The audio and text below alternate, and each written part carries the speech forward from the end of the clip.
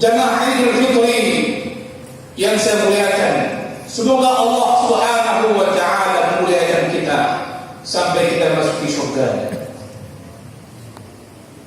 Ayyam ma'dudat, jumlah bilangan hari yang Allah sampaikan berkaitan dengan Ramadan itu telah berlalu. Ayyam ma'dudat,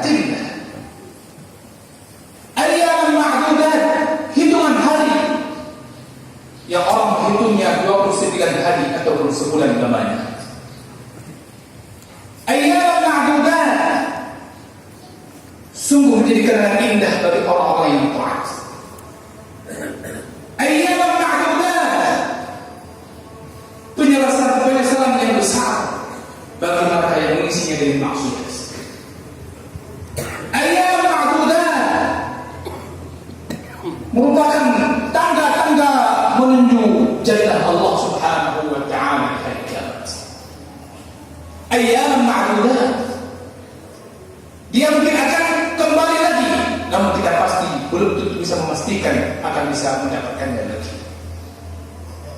Ayyam bahkan oleh orang-orang yang mengharapkan ampunan Allah Subhanahu wa taala.